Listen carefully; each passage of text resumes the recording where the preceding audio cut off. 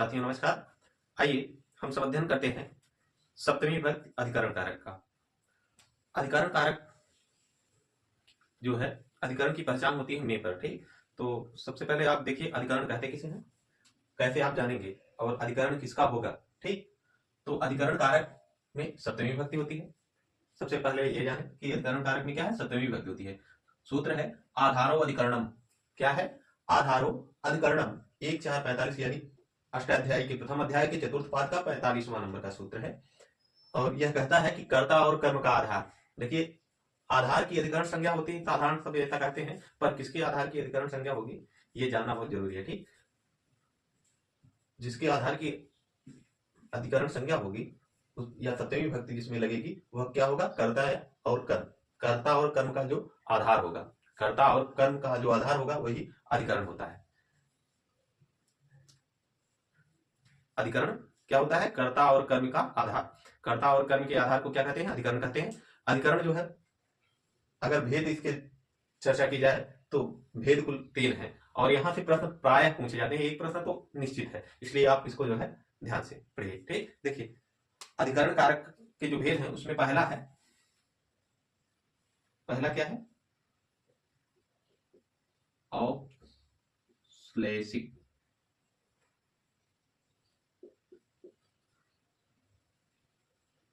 क्या है? औश्लेषिक आधार। ठीक, दूसरा क्या है? वैषयिक। क्या होगा? दूसरा जो है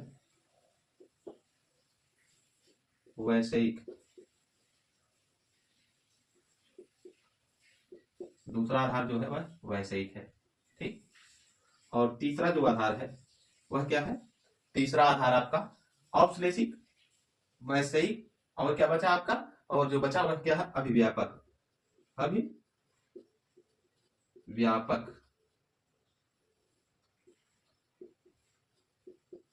अभिव्यापक आधार। ठीक, ये 3 आधार हैं कुल। ठीक, अगर हम आधार के भेदों की चर्चा करें तो कितने हैं कुल? कुल 3 हैं। वह कौन कौन से? औश्लेषिक, वैषयिक और अभिव्यापक। ठीक, देखिए इसके उदाहरण प्राय आपको परीक्षा में देकर पूछ लिए जाते हैं कि इनमें कौन सा जो है आधार है। जैसे है कटे आस्ते। कटे आस्ते, कटे आस्ते या आस्ते भी लिखा मिलता है कहीं कहीं पर। ठीक, तो कटे आस्ते यह उदाहरण क्या है? कटे आस्ते यह उदाहरण क्या है? आपका औश्लेषिक आधार का है। और वैषयिक क्या है? वैषयिक जैसे विषय। विषय क्या है? मोक्ष इत्यादि जो है विषय है। विषय जो काम कर्म क्रोध मदमोह लोभ मत्सर इत्यादि क्या है? विषय है। इसमें क्या है? मोक्ष।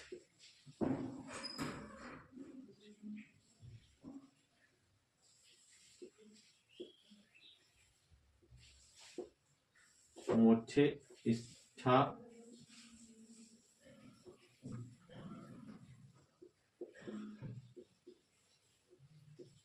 मोक्षे इच्छा अस्ति। ठीक, क्या होगा? मोक्षे इच्छा अस्ति। ये क्या है? वैषयिक आधार है। और सबसे जो है ज्यादा जो पूछा जाता है अभिव्यापक। तिलेषु तैलम पयस्कृतम सर्वस्मिन् आत्मा इत्यादि किसके उदाहरण है? अभिव्यापक के। क्या है? तिलेषु।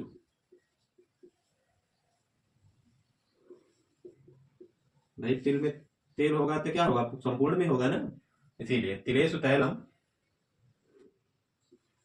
पयस्कृतम। दूध में क्या है? घी। क्या होगा? संपूर्ण होगा, फैला हुआ चारों तरफ रहता है। और क्या है? सर्वस्मिन् आत्मा।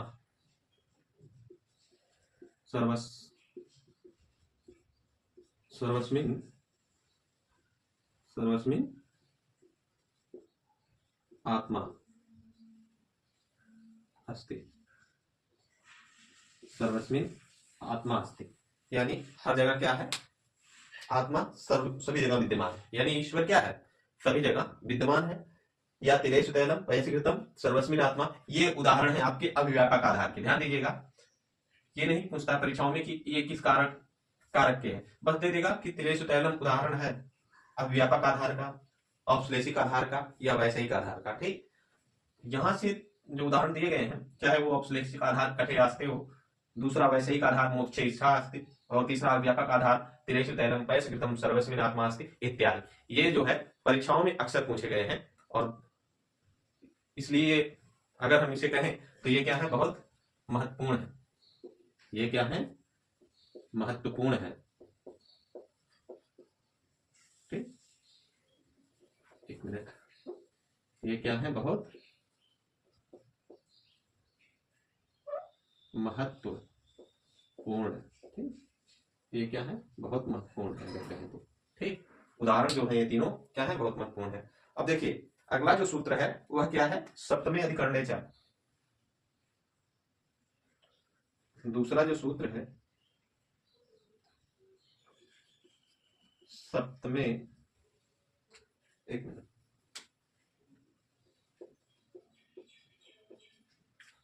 सप्तमे,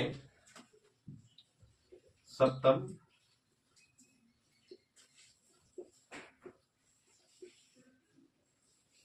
सप्तमे अधिकरणश्च, क्या है, सप्तमे अधिकरणश्च है कि अधिकरणे च है, अधिकरणे च है। ठीक, सप्तमे अधिकरणे च, ये जो है क्या है, 2 3 36, यानी 2 3 36, यानी अष्टाध्यायी के द्वितीय अध्याय का तृतीय पाद का 36वां सूत्र है। यह क्या कहता है कि अधिकरण में सप्तमी होती है। यह कहता है कि अधिकरण में सप्तमी, अधिकरण में सप्तमी होती है। ध्यान दीजिएगा, प्रश्न ऐसा भी पूछ सकता है कि अधिकरण में सप्तमी किस सूत्र से होती है, तो सप्तमी अधिकरण चाह दे देगा, आधारो अधिकरण दे दिया रहेगा। तो अगर ऐसा प्रश्न बने तो आप क्या कहेंगे, सप्तमी अधिकरण चाहिए, क्या करता है, अधिकरण में सप्तमी का विधान करता है, जबकि आधारो अधिकरण जो है वह कर्ता और कर्म का आधार अधिकरण होता है, ऐसा बताता है। ठीक, अब देखिए जैसे वयम गेहे वसामा, उदाहरण अगर हम लिखें, वयम, जैसे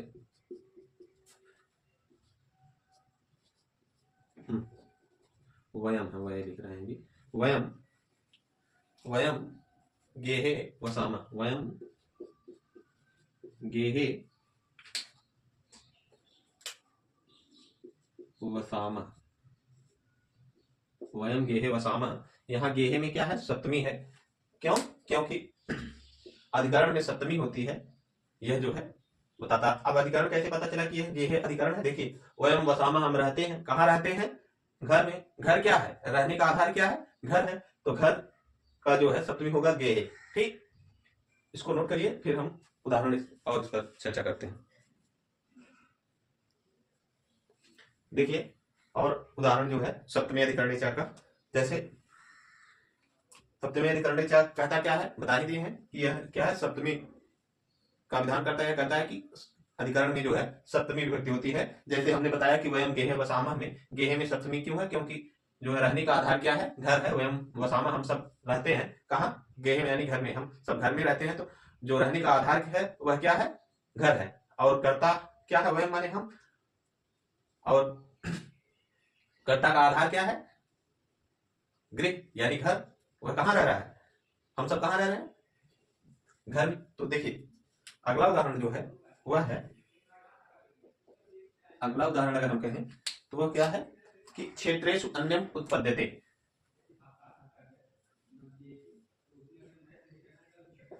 क्षेत्रेषु,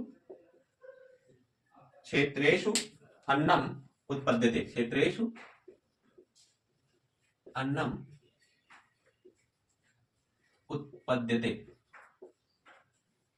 क्षेत्रेषु अन्नम उत्पद्यते में, क्षेत्रेषु में क्या है, क्षेत्र यानी खेत। ठीक, खेत क्या है, आधार है किसका, अन्न उपजाने का। अन्न हम कहाँ पैदा करते हैं, खेत में। तो इसलिए जो है आधार, अन्न के उपजाने का आधार क्या है, खेत है। इस कारण से यहाँ खेत में जो है सप्तमी लगी तो क्षेत्रेषु हो गया। ठीक, अगला उदाहरण देखिए, सशास्त्रे कुशला अस्ति, क्या है, जैसे कहेंगे स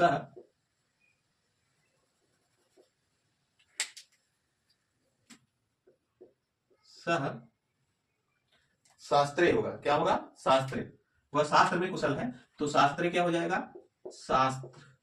वह शास्त्र में कुशल है तो शास्त्र का सप्तमी होगा शास्त्रे। ठीक, सह शास्त्रे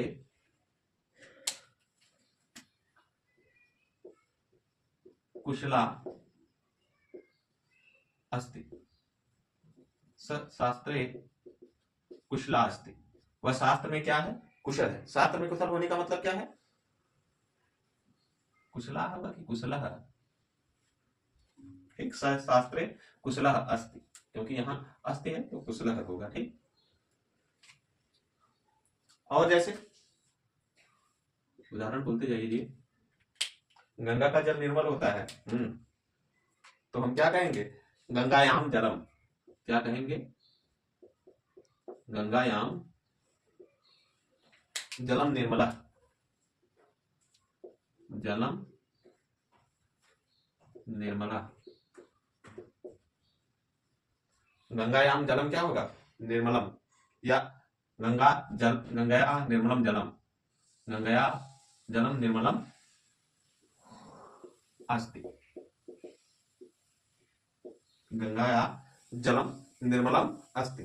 ठीक, गंगाया, यहां देखिए गंगाया जलम निर्मलम अस्ति, यानी गंगा का जल क्या है? निर्मल है। तो निर्मलता का आधार क्या है? स्वच्छ क्या है? जल जो है स्वच्छ है। कैसा जल? गंगा का जल। तो जो आधार है वह क्या है? स्वच्छ जल का आधार क्या है? वह गंगा है। इस कारण से गंगा यहाँ जलम में जो है, गंगा याम में क्या हुई? सप्तमी विभक्ति हुई। ठीक, और वनेषु सिंहा वसंति। वनेषु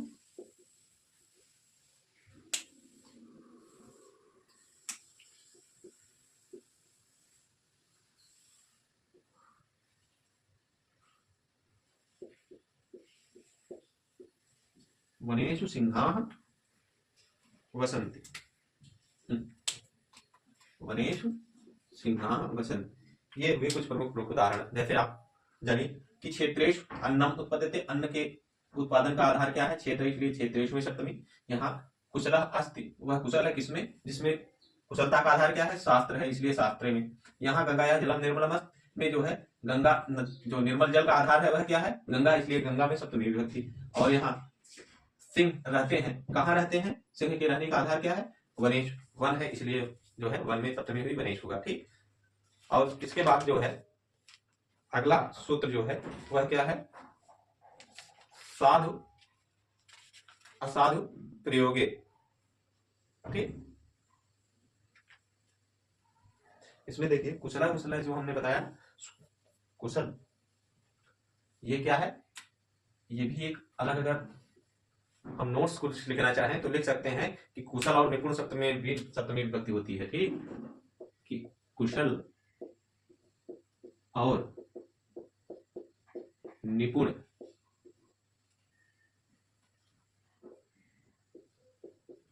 शब्द के योग में सप्तमी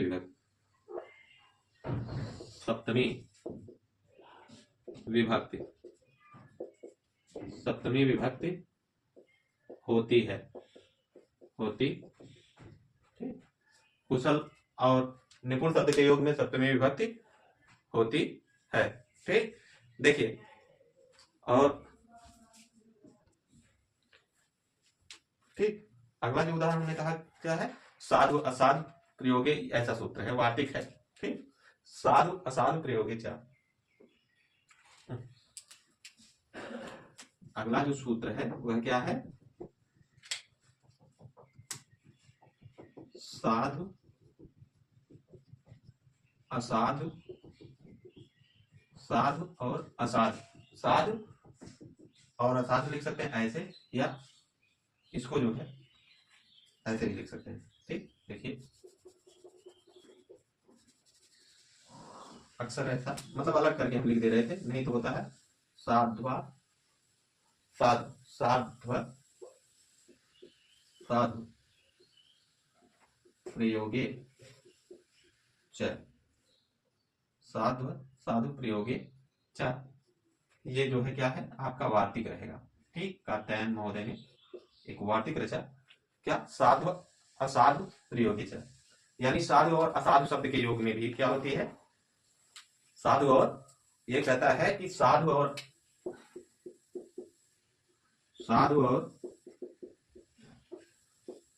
असाधु के, साधु और क्या होगा, असाधु के प्रयोग में, असाधु के प्रयोग में अगर बात की जाए तो क्या होगा, सप्तमी। साधु और असाधु के प्रयोग में क्या होती है, सप्तमी विभक्ति होती है। ठीक, उदाहरण देखिए कैसे, कि किष्णः मातरि साधु, किष्णः, एक मिनट,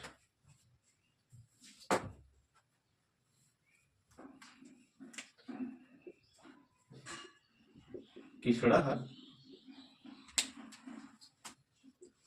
मातरि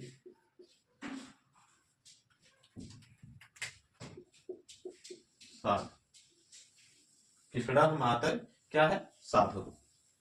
कृष्ण की माता क्या है, कृष्ण की माता के विषय में क्या है, साधु है। कृष्ण की माता जो है क्या है, साधु है, सज्जन है। ठीक, कृष्ण मातुले असाधु, जबकि क्या है, कृष्ण के, कृष्ण मातुल, मातुल मीन्स मामा, मातुल, कृष्ण मातुल क्या होगा, असाधु, कृष्ण मातुल असाधु।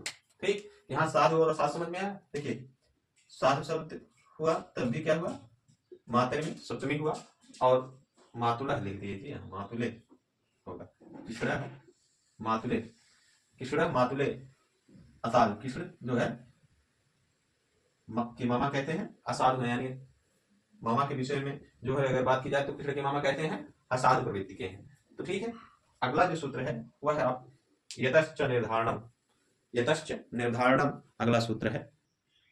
देखिए अगला जो सूत्र है यतश्च निर्धारणम, 2, 3, 41 यानी यह अष्टाध्याय के द्वितीय अध्याय के तृतीय पाद का 41वां सूत्र है। यह कहता क्या है, निर्धारण करना, निर्धारण, यतश्च निर्धारण, निर्धारण सबसे ही आप जानेंगे कि क्या करता है, यह निर्धारण करता है, लेकिन किसका निर्धारण करता है, कि निर्धारण में जो है यह है किसी समुदाय विशेष, क्या होता है, यह किसी समुदाय वाचक शब्द में जो है क्या कहता है, षष्ठी या सप्तमी का विधान करता है। क्या कहता है कि किसी समुदाय वाचक, किसी समुदाय वाचक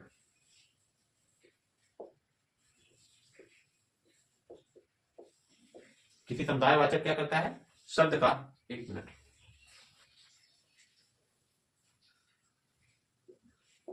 शब्द में क्या करेगा, ये षष्ठी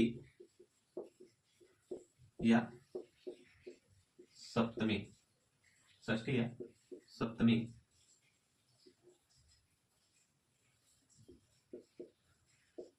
विभक्ति का विधान। देखिए ये क्या कहता है, यतश्च निर्धारणम सूत्र कहता है कि, हाँ पावर कट हुई थी थोड़ा सा, इसलिए फिर खेल है थोड़ा, ठीक, व्यवधान के लिए। देखिए जो यतश्च निर्धारणम है, हमने बताया क्या करता है, यह जो है निर्धारण में समुदायवाचक शब्द से षष्ठी या सप्तमी का विधान करता है।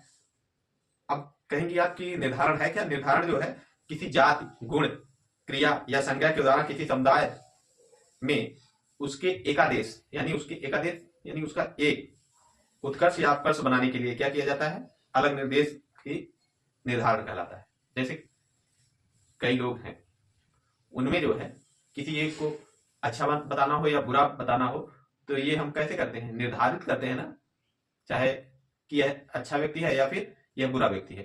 तो कहने मतलब निर्धारण करना क्या है, निर्धारण किसी संज्ञा, समुदाय या जाति में से किसी विशेष का जो है स्वरूप प्रकट करना कह सकते हैं, चाहे वो अच्छा स्वरूप हो या बुरा स्वरूप हो। ठीक, तो देखिए उदाहरण हम कहें तो सबसे प्रमुख उदाहरण इसका क्या है, जो बार बार परीक्षाओं में पूछा जाता है। ठीक, उदाहरण क्या है, कवियों में कालिदास श्रेष्ठ, आप सुने होंगे कवियों में क्या है, कालिदास श्रेष्ठ हैं, तो इसको हम क्या कहेंगे, कविषु, कविषु, कविषु कालिदासः श्रेष्ठ, कविषु कालिदासः श्रेष्ठ, कवियों में कालिदास श्रेष्ठ है। या इसको ऐसे भी लिख सकते हैं, ठीक,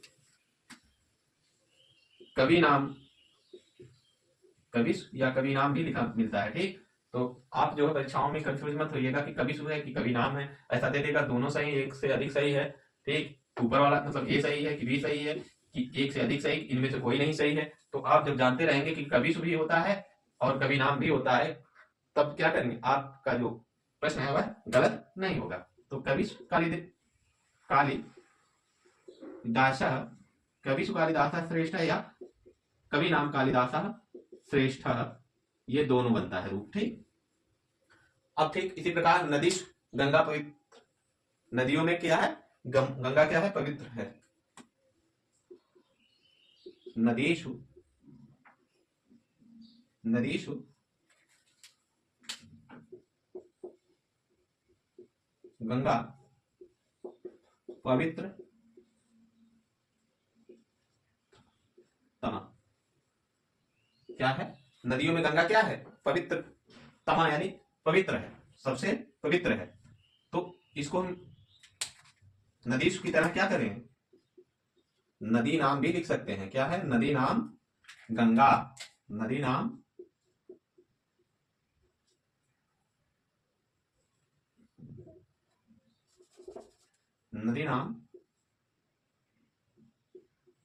गंगा पवित्र तमा, ठीक। इसी तरीके से और भी उदाहरण जो है लिखते जाएंगे, जैसे हम बालकेशु रवि श्रेष्ठ, बालकों में रवि क्या है, श्रेष्ठ है, तो बाल का नाम रवि श्रेष्ठ भी लिख सकते हैं। पर्वता नाम हिमालय, हिमालय उच्चतम, ठीक, पर्वताना, ये उदाहरण लिख लीजिए, ठीक। पर्वतेषु,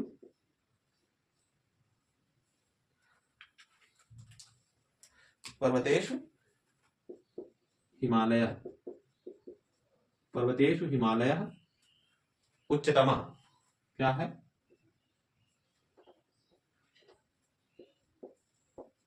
उच्चतम, पर्वतेषु हिमालय उच्चतम। अगर हम कहेंगे तो पर्वतों में हिमालय क्या है, उच्च है, उसी तरीके से लिख लेंगे पर्वता नाम हिमालय उच्चतम भी हो जाएगा इसका। फिर जैसे बालकों में रवि श्रेष्ठ है तो क्या हो जाएगा,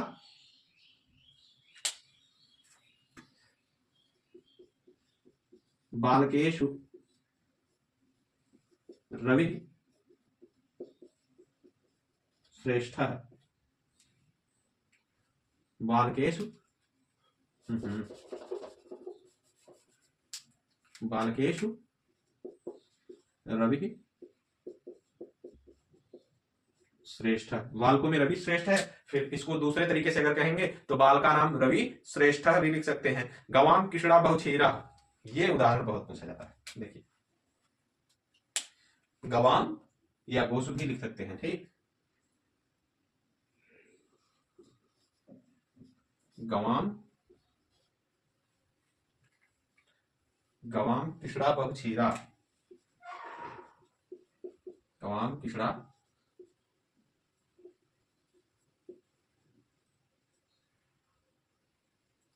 क्या है, गवाम किशड़ा बहुछीरा, बहुछीरा। गांव में, गांव मतलब गाय में, ठीक, गायों में जो काली गाय है वह क्या है, बहुत दूध वाली है। इसको हम क्या कह सकते हैं, गोसु भी लिख सकते हैं, यानी गायों में गोसु किशड़ा बहुछीरा, क्या होगी, गोसु किशड़ा बहुछीरा, ठीक। इसी तरीके से जो है नृणाम ब्राह्मण श्रेष्ठ, मनुष्यों में क्या है, ब्राह्मण श्रेष्ठ है, या उसे कह सकते हैं नृषु ब्राह्मण श्रेष्ठ। तो कुल मिलाकर आप ये जानिए कि यथाश्च निर्धारण सूत्र जो है किसी समुदाय वाचक शब्द में षष्ठी या सप्तमी विभक्ति का विधान करता है। और ये देखिए कविषु भी लिख सकते हैं, कवि नाम भी लिख सकते हैं, नदीश भी है, नदी नाम भी है, गवाम भी है, गोसु भी है, पर्वतेशु है, पर्वता नाम भी हो जाएगा, बालकेशु है, बालका नाम भी हो जाएगा। ठीक, ये उदाहरण जो है बहुत महत्वपूर्ण है, इनको नोट कर लीजिए, यहां से परीक्षाओं में अक्सर प्रश्न पूछे जाते हैं। इसके बाद जो है हम सब प्रत्यय पर चर्चा करेंगे, जो महत्वपूर्ण प्रत्यय हैं, जहां से प्रश्न परीक्षाओं में अक्सर पूछे जाते हैं, उन पर हम सब अध्ययन करेंगे मिलकर। तो अगली कक्षा में मिलते हैं, तब तक के लिए नमस्कार।